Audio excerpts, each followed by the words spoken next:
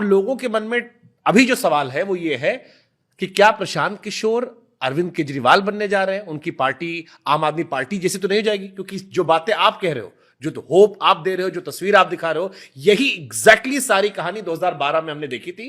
और अब बड़ा कई बार लोगों को तकलीफ होती है कि कोई जेल जा रहा है, कोई कुछ हो रहा है, कई लोगों के मन में डाउट है, तो आप पर क्यों भरोसा करें? बिल्कुल, आपने कंपैरिजन जो किया है या जो लोग कर रहे हैं उनको जन स्वराज अभियान की मूल बातों की कोई समझ नहीं है।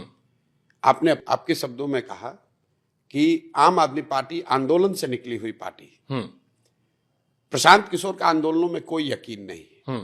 मेरे आप जितने इंटरव्यू है देख लीजिए, मैं जितने संवाद किया उसमें देख लीजिए, मेरा आंदोलनों में कोई यकीन ही नहीं है। क्यों नहीं है?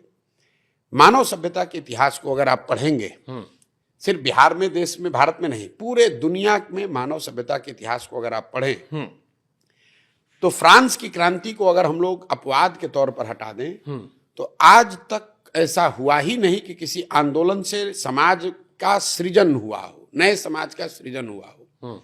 आंदोलन जो है वो एक ऐसा तेज हथियार जैसा है जिससे आप लोगों को सत्ता से हटा सकते हैं, बड़े से बड़े सल्तनत को उखाड़ सकते हैं, उससे नए समाज का सृजन नहीं किया जा सकता है।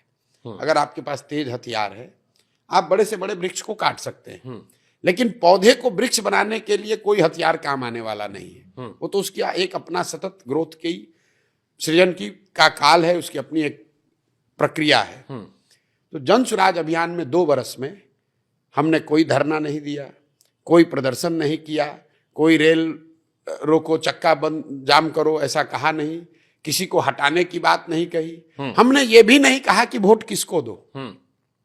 हर मीटिंग में जाकर ये कह रहे हैं कि वोट जिसको मन है उसको दो, लेकिन एक संकल्प लो कि अगली बार वोट नेता को देखकर नहीं दोगे, जाति को देखकर नहीं दोगे, धर्म को देखकर नहीं दोगे, 5 किलो अनाज के लिए नहीं दोगे, मंदिर मस्जिद के लिए नहीं दोगे, अगली बार वोट अपने बच्चों के पढ़ाई और रोजगार के लिए दोगे। मैंने आम आदमी पार्टी के तरह कभी ये नहीं कहा कि जन स्वराज या प्रशांत किशोर आपको सुधार देंगे।